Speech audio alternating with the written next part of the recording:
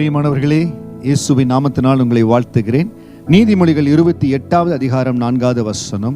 வேத பிரமாணத்தை விட்டு விலகுகிறவர்கள் துன்மார்க்கரை புகழுகிறார்கள், வேத பிரமாணத்தை கைக்கொள்ளுர்களோ அவர்களோடு போராடுகிறார்கள். இன்றைக்கு பாருங்க, ஆண்டவர் நமக்கு கொடுத்திருக்கிற வேதத்தை வாசிக்கிறோம், வேதத்தினுடைய பிரமாணத்தை அறிந்து கொள்ளுகிறோம், கர்த்தருடைய கட்டளைகளை அறிந்து கொள்ளுகிறோம். அதை அறிந்து கொள்ளுகிற நமக்கும் ஆண்டவரை அறியாதிருக்கிற ஜனங்களுக்கும் வித்தியாசம் இருக்கும். வேத பிரமாணத்தை கை கொள்ளுகிறவன் அப்பொழுது யாராய் இருந்தாலும் துன்மார்க்கமாய் நடக்கிறாங்க, தேவனுக்கு பிரியமில்லாத காரியத்தை செய்யறாங்க, அநியாயமாய் அவங்களுடைய சம்பாத்தியம், அவர்களுடைய வழி சரியில்லை. சில வேளைகளில் தங்களுடைய ஆதாயத்திற்காக, தங்களுடைய சுயநலத்துக்காக உண்மைகளை மறைக்கிறார்கள், புறம் பேசுகிறார்கள், சூழ்ச்சியில் ஈடுபடுறாங்க, துன்மார்க்கமான காரியத்தை செய்யறாங்க.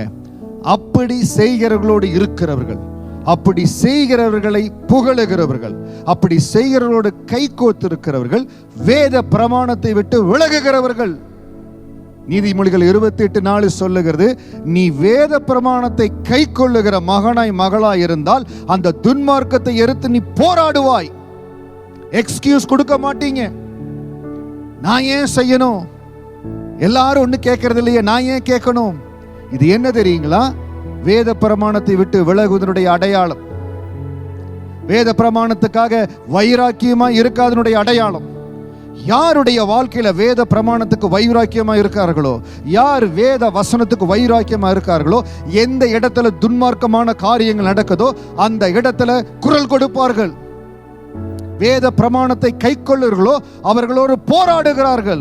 இது சரியல்ல, இது நியாயம் அல்ல, இது தப்பு என்று குரல் கொடுப்பார்கள். காரணம், அவர்கள் வேத பிரமாணத்தை அதற்காக வாழுகிறார்கள், வைராக்கியமாக இருக்கிறார்கள், அதை கை கொள்ளுகிறார்கள். நீங்கள் வேத பிரமாணத்தை கை கொள்ளுகிறீர்களா இல்ல வேத பிரமாணத்தை விட்டு விலகுகிறீர்களா?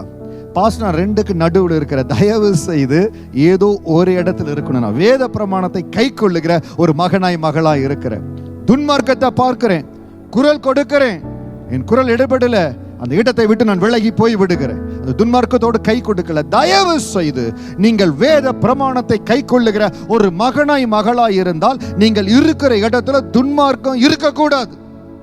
ஒன்று, நீங்கள் குரல் கொடுத்து அந்த துன்மார்க்க காரியத்தை மாற்ற பார்க்கணும். அப்படி உங்கள் குரல் கேட்கப்படல, உங்களுக்கு காரியங்களை கொடுக்கல, நீங்கள் வேத பிரமாணத்தை கை கொள்ளுகிற ஒரு மகன் ஒரு மகள் அந்த இடத்தை விட்டு நீங்கள் விலகிடணும். உங்களுக்கு நல்ல சம்பளத்தை கொடுக்கிற அது வேலையா இருக்கலாம், துன்மார்க்கமான காரியம் இருக்குது, அந்த இடத்துல அதன் மூலமாய் வருகிற வருமானம் இருக்கக்கூடாது.